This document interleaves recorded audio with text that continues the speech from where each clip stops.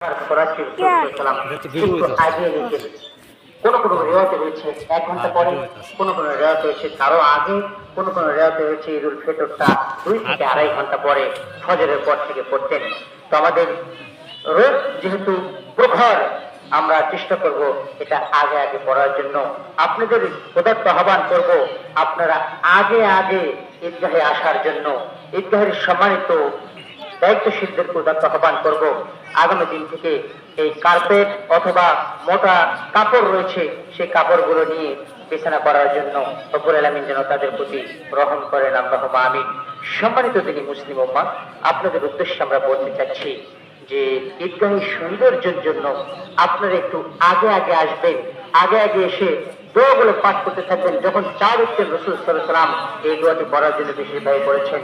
আল্লাহু আকবার, আল্লাহু আকবার, লা ইলাহা ইল্লাল্লাহু, আল্লাহু আকবার, আল্লাহু আকবার, ওয়ালিল্লাহিল হামদ, আল্লাহু আকবার কাবীরা ওয়াল হামদুলিল্লাহি কাসীরা, সুবহানাল্লাহি বুকরাতাও ওয়া আসীলা।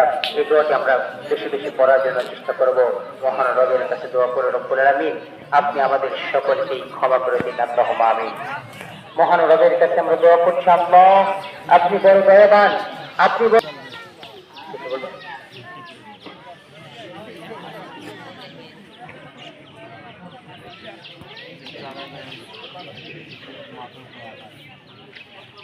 মহান রবের কাছে আমরা দোয়া করছি রব্বুল আলামিন এখানে যতগুলো ব্যক্তি আমরা উপস্থিত হয়েছি আপনি আমাদের সকলকে ক্ষমা করুন, আল্লাহুম্মা আমিন।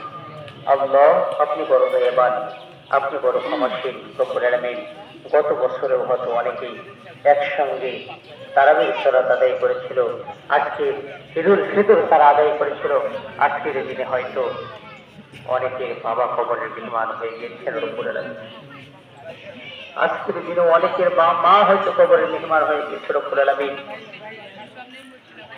হে রব, যাদের পিতামাতা কবরের মেহমান তাদের কবরখানা গিরিয়াতুল জান্নাত পরিণত করে দিন, আল্লাহুম্মা আমিন। রব্বুল আলামিন আজকের দিনে সন্তানেরা বাড়িতে চলে যাবে, যে যার মতো বাড়িতে চলে যাবে। এমনও সন্তান আছে রব্বুল আলামিন বাড়ির পাশে গিয়ে আব্বা আব্বা করে আর কোনোদিন ডাকতে পারবে না। যে বাবা সন্তানকে প্রতিষ্ঠিত করার জন্য নিজের জীবনটাকে বাজি রেখে কষ্ট নিজের উপর চাপিয়ে নিয়েছে, তীব্র রোদকে পিঠের উপর দিয়ে পুষ্ট করে দিয়েছে রব্বুল আলামিন, এই বৃষ্টিকে উপেক্ষা করে মাথা